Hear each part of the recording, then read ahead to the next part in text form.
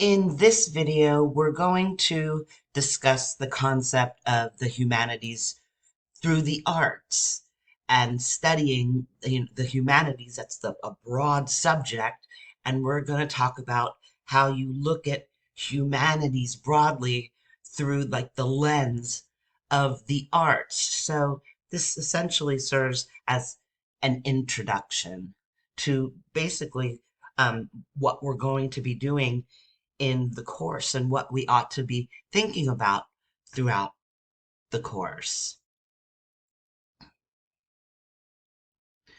So, serves us well. What are the humanities? So, the humanities are usually thought of as those really broad areas of human study and creativity, like philosophy, history, the social sciences, sometimes, right? Even though the social sciences often like to put themselves into the STEM disciplines, often they're considered humanities, the arts, and literature. And they're also considered areas of study that are separate, like I said, from math and science and the STEM disciplines, because they don't emphasize scientific and objective criteria for their evaluation. So, in other words, when you are trying to determine whether or not it's different when you're trying to determine whether or not a work of art is, let's say, good, as opposed to is a scientific theory cogent, for instance, right? Science wants to see careful demonstration and careful proof and careful argumentation that adheres to very strict objective empirical criteria. And the humanities kind of lack that, right? Not just kind of, but do in many senses, although that's a disputed territory as well, right? Are there objective criteria by which we can evaluate an artwork, or are they all simply subjective? Well, a lot of what we're going to be looking at in this class, it can be argued, is that we're talking about subjective evaluations of different artworks and different types of art. However, at a point in this course, we will entertain the notion that perhaps there are objective criteria as well. So, humanities, for our purposes here, is why are we looking at this, and why are we looking at this through the lens of artworks, right? So, we're going to be trying to see, allow the artwork to reveal what we value, right? So, we're looking at humanities as a study of values. What do we care about? What is important to us? Why? How do we emphasize that? How do we express it? Right? Ought we to? So it's a slightly philosophical look at the arts and humanities as a study of values, right? In a sense, I mean, not morals so much, but value. What do we care about? What do we invest ourselves in? What do we find important, and what do we find worth living for? So the current separation, and it's often a hard one, right, between there's STEM and there's the humanities. But that separation in itself, um, you can see it pop in certain controversies that are in the world today, right? It comes to the fore when you look at, for instance, um, cloning and genetic enhancement, or genetically modified organisms, right? These two areas, and then there's so many more, right? But these two areas specifically, or as an example, we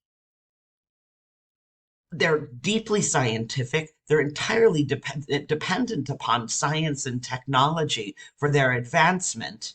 Many of us, most of us actually, do not understand the intricate workings of this sort of scientific technology. However, it unfolds into our world, and in a sense, it's forced upon us, right? And so they're controversial areas. Like, wait, scientists. This is very cool that you're getting so far in in genetics and CRISPR technology and cloning, and it seems like it can be so beneficial and it's wonderful. But what are we unleashing here, right?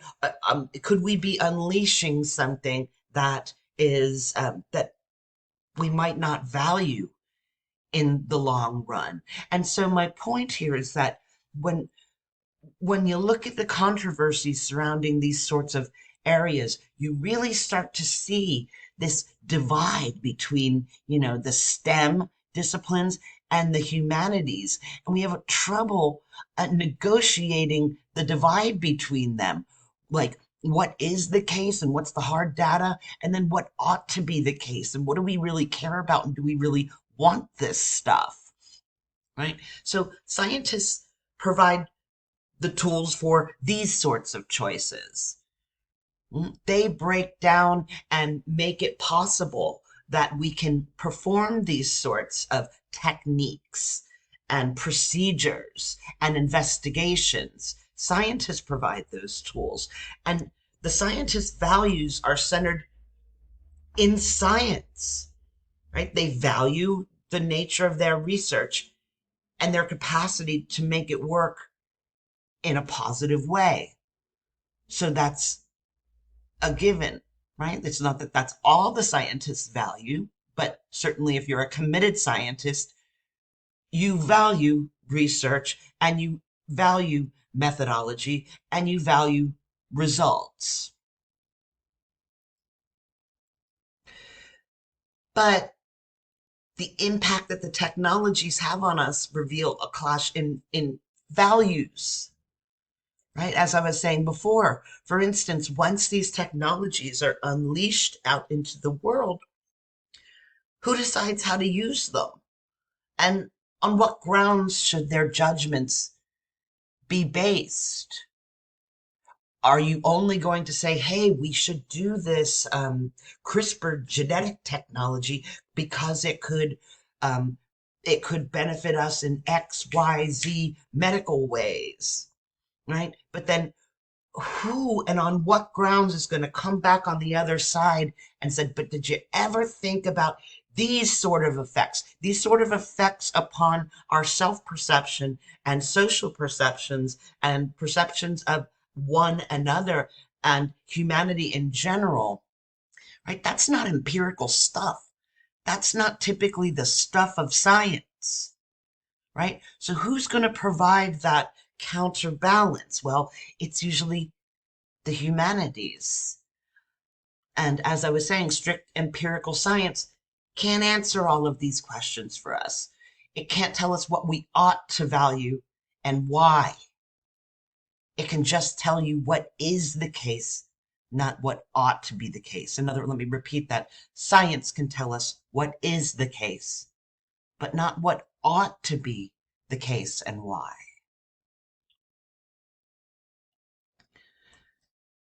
So we need a counterbalancing study. We need a study that's going to bring us closer to ourselves as human beings, right? As existing human beings in the world.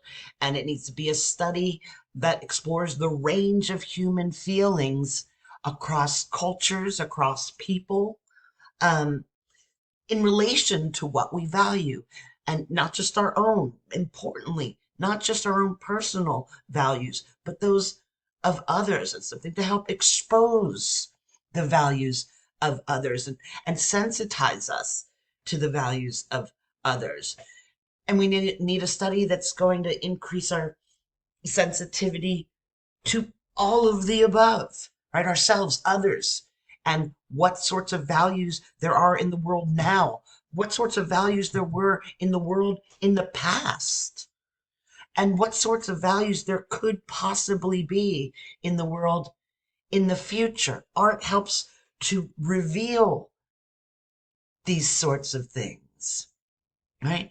And to be sensitive is also to feel and believe that things make a difference, that what we put into the world makes a difference. What we say has an impact.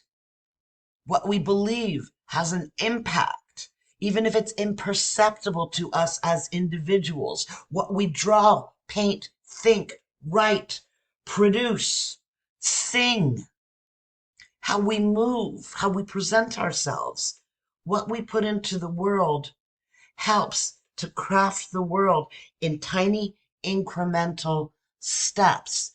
And this is something that is kind of the bedrock for understanding the humanities. It's something you have to believe that matters, that you weren't just born to grab a job and make money and perform simply, not that you don't need to do those things, right? But that's not all there is to the world. We weren't put here. You have to, I mean, you have to choose to believe this, to simply find some kind of money making career that's going to enable you to quickly do X, Y, and Z and perform, like a robot.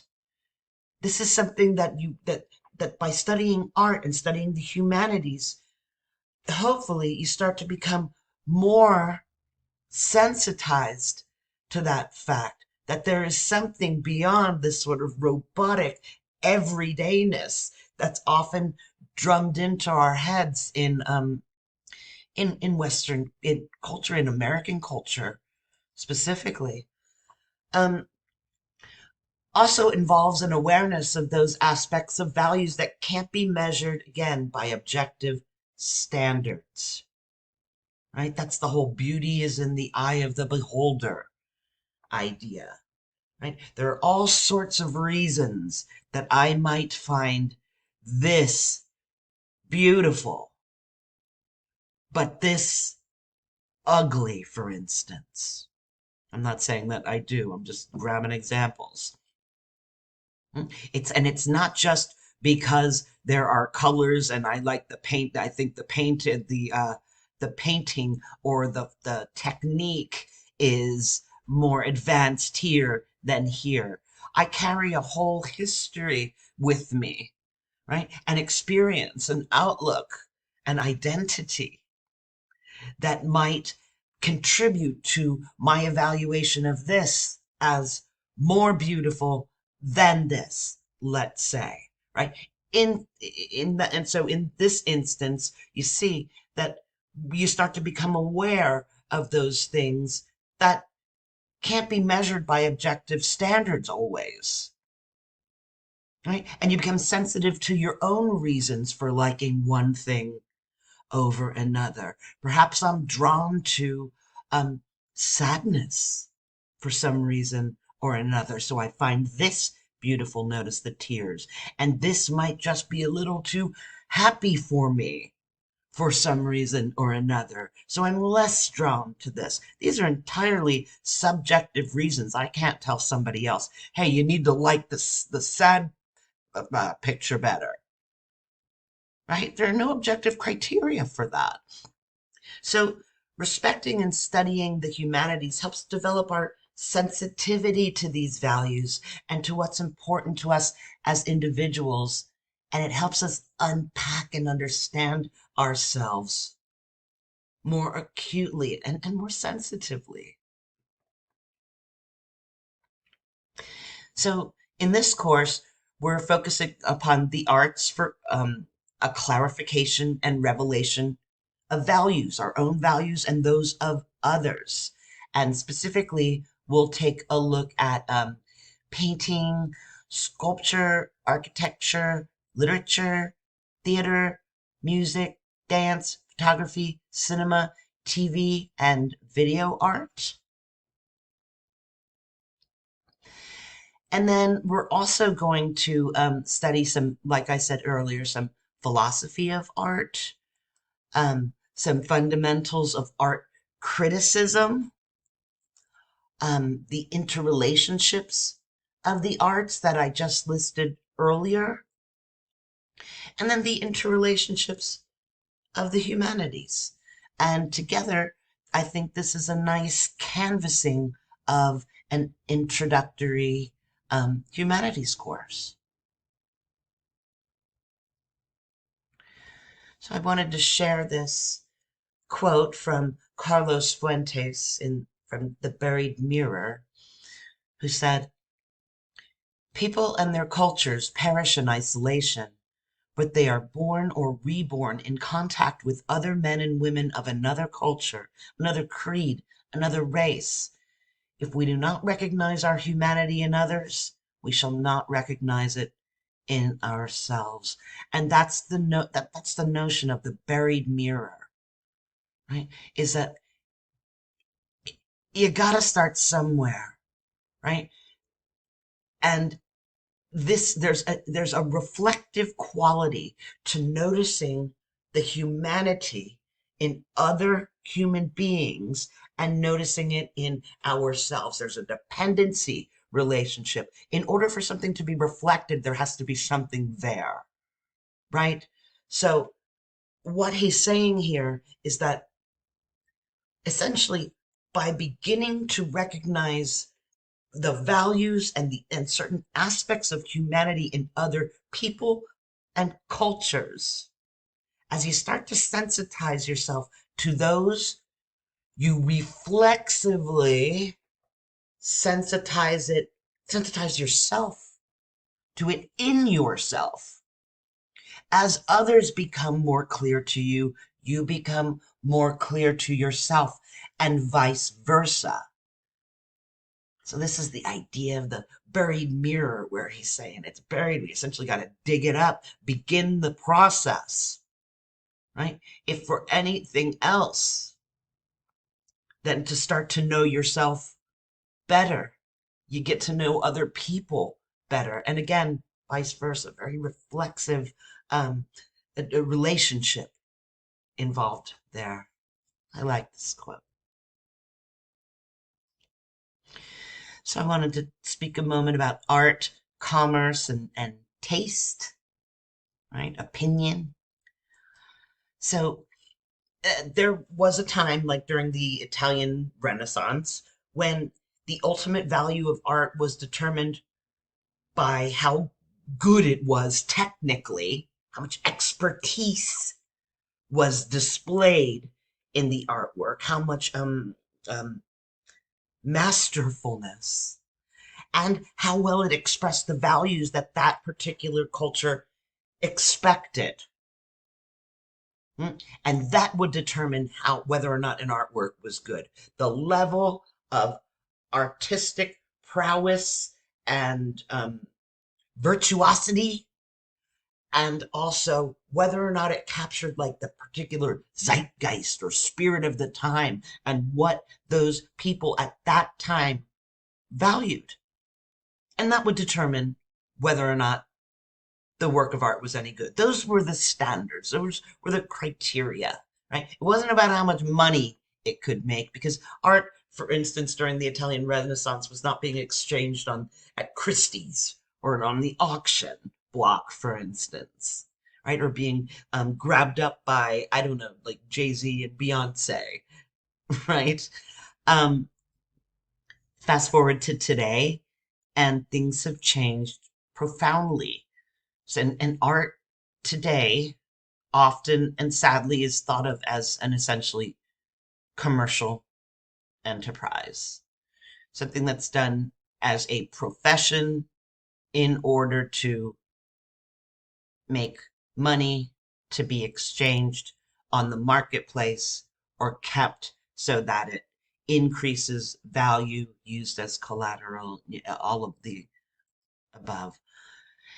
And then further, modern public taste is in constant flux. It's constantly changing, and we all know this because we're living in the world, right? And we're on the internet and we're on social media, and we see how quickly not just other people's tastes can change and opinions can change, right? And values can change. Heck, everything can change. We can love some actor one day and the next day he's canceled, right?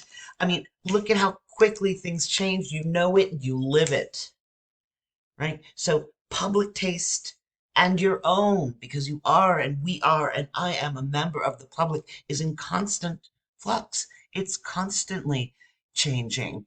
So in this sense, the commercialization of art is determining the artworks themselves. What is exactly being produced and how it's being produced? What's being created and how it's being created? So the artworks, be they paintings or music or TV shows or movies or architecture, is becoming dictated by the public because it's been, let me begin that again, art having been commercialized, right? Art in all of its forms having been commercialized, in other words, turned into stuff to be bought, sold, processed, and traded, is now in the hands of the public. Public taste is constantly changing. Therefore, the nature of the artworks and the quality and the quantity of the artworks is changing right along with it, right along with the constantly rapidly changing opinions and tastes of the public, where the money goes. And it's dictated by the demands of the marketplace. So our study of the humanities emphasizes, I hope it ends up emphasizing, that commercial success is not the most important guide to excellence in the arts. And the long-term success of works of art, it depends on their ability to interpret human experience at a level of complexity that keeps demanding our attention throughout the ages, not just now, right? I'm going to just make something up off the top of my head, right? Let's imagine, and I could name specific songs, and I could probably rap or sing specific popular songs today, but I don't want to, like, you could like these songs, I might like them right now, right? But I just don't. I'd rather just keep this more generic. Let's imagine that there is some sort of song out now, or let's say it's a hip hop piece that discusses, I don't know, let's say you know, I gotta be a little bit specific. The Kardashians and somebody and a specific model of car that's out right now, and a specific uh, item of gossip, and a specific person who is famous right now, and they're, it's all of the rap is really specific and pitching right at your consciousness, right? This car, you know, because it just came out, and these houses you've seen, and these people you've seen, and all, and this, I don't know, whatever type of food, even whatever's happening right now. And the song just starts listing it off to you, right? And drops all of these names and references at you, right? This thing may have the sickest beat. You may love to hear it. You may turn it up in your car. You may have it, listen to it constantly. But I'm going to make the claim here, and the textbook makes the claim, that long-term success is an artwork, not money, right? But as something that helps to reveal our values and our humanity. The long-term success of works of art depends on their ability to get at human experience that is complex but isn't tied to the particular place and time, right? It'll keep delivering throughout the ages, right? Like I was listening to what's that song by No Doubt, where Gwen Stefani talks about, I screen my phone calls, right? I can't remember what the name of that song is. Darn it, whatever. But one of the lines is, I screen my phone calls, right? Back in the like the 90s, mid 90s. She's talking about listening through an answering machine at your house on a hard line, right? That doesn't speak to us anymore, right? Maybe some underlying sentiment in the song speaks to us, but she's talking about technology that has been outmoded, right? And it's stuck in the song right now. So I would argue that that's not going to succeed in the long run, right? It's tied too much to that particular moment. There's nothing, let's say, I don't know, transcendent about it. I hope that my example made sense. But point is, many commercially successful works give us what we think we want rather than what we really need with reference to insight and understanding, right? Because they're geared to sell and make money and be reproduced and then um, and traded, right? They give us what we think we want rather than what we really need. What we think we want is always changing. It's only with insight, understanding, and some perspective that you start to figure out what it is we really need, you know?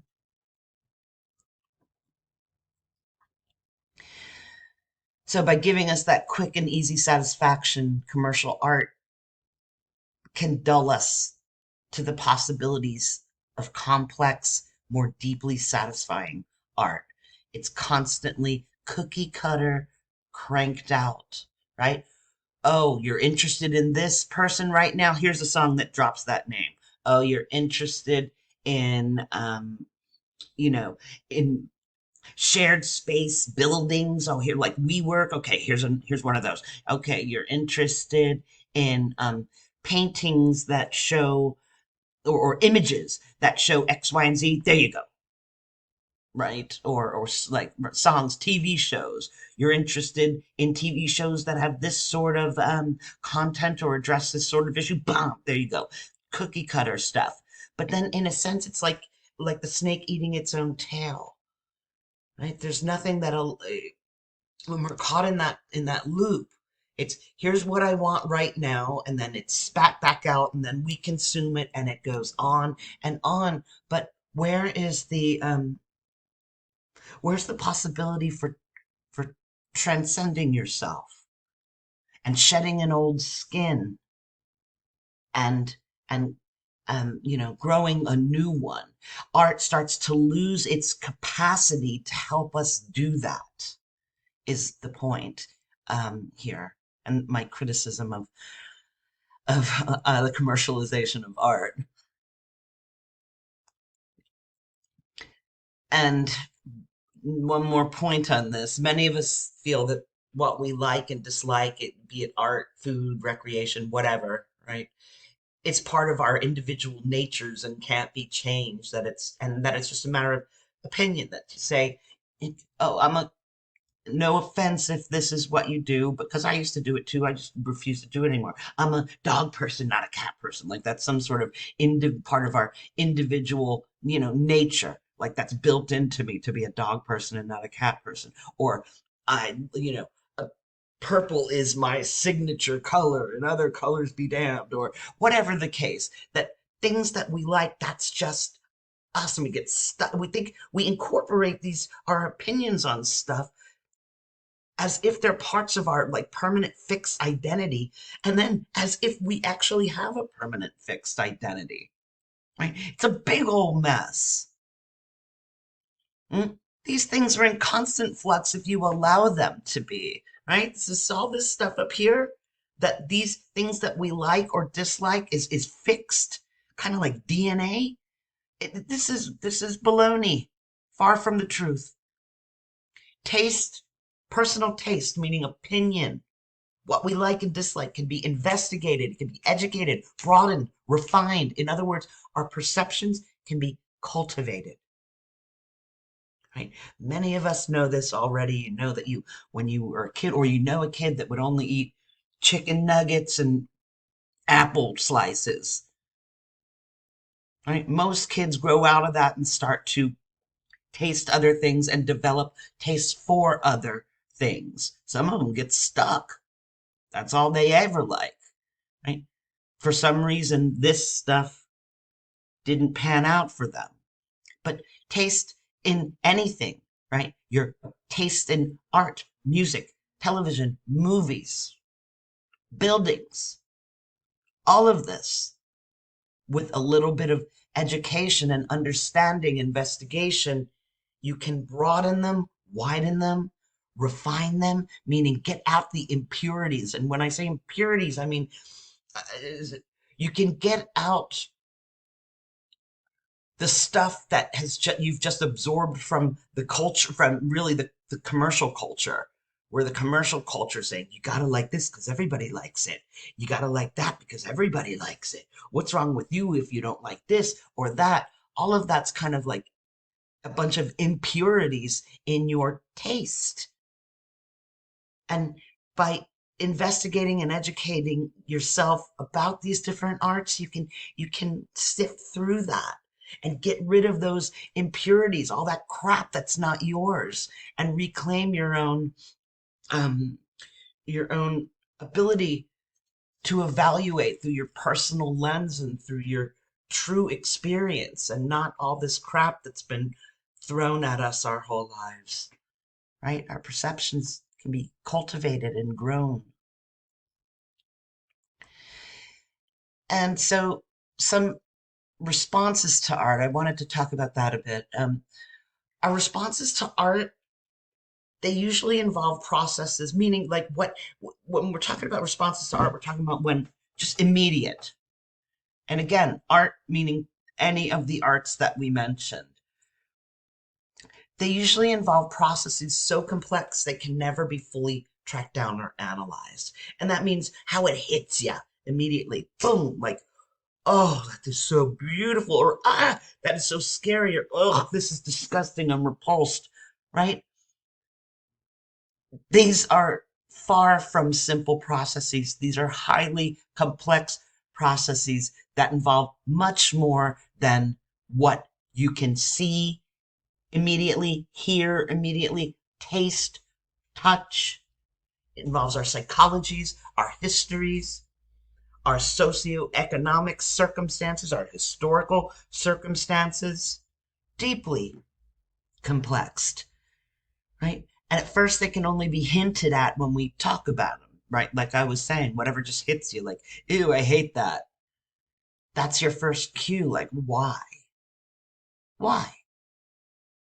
Right? But further education in the arts allows us to observe more closely and then respond more intensely to the content of the work.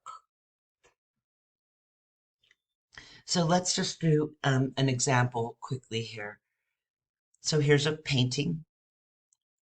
This works best if you're not familiar with this painting or you don't know anything about it. But even if you do, you can just play along.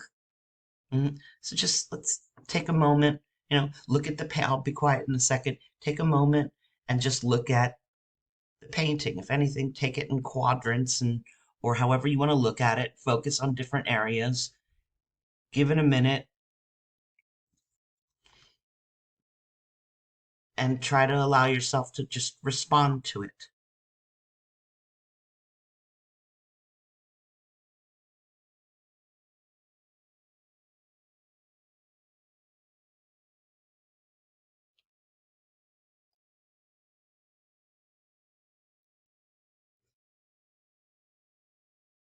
Okay? So, like I said, hopefully you don't know anything about this. It's just an image to you. And you've had some sort of response. It could have been all sorts of things. Could have been, this is cool. This is scary. This is good. This is weird. It could have puzzled you. It could have reminded you of something, right? Stirred up some sorts of emotions. But then Mm, we can stop and learn something about it. This is actually called The Eternal City, painted by Peter Bloom in 1937.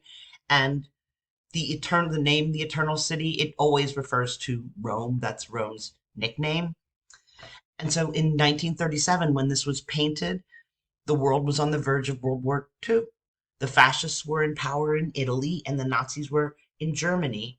So in the middle of the painting is the Roman Forum, close to where Julius Caesar, the tyrant Julius Caesar, or the alleged tyrant, was murdered by Brutus.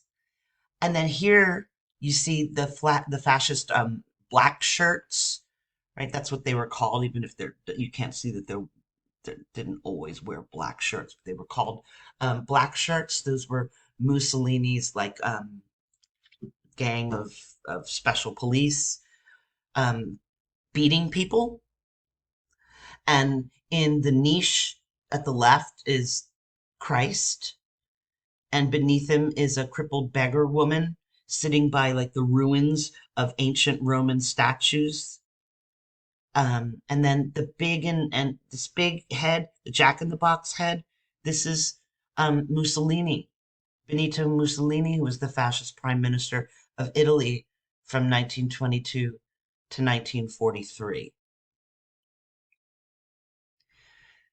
Now, I mean, my question is, once you know all that stuff,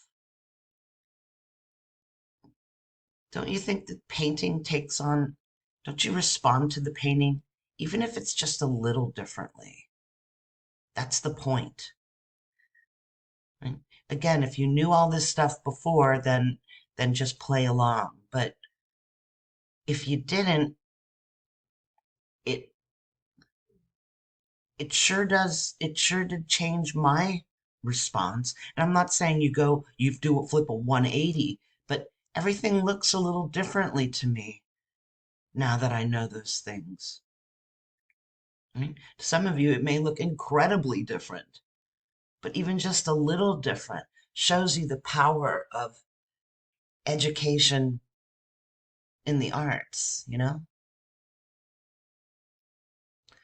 It's kind of like this.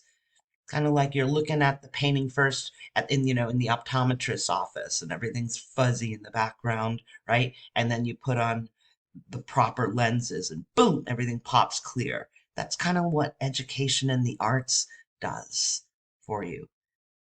You're able to see everything more clearly, and because you can see it clearly, you can interpret it.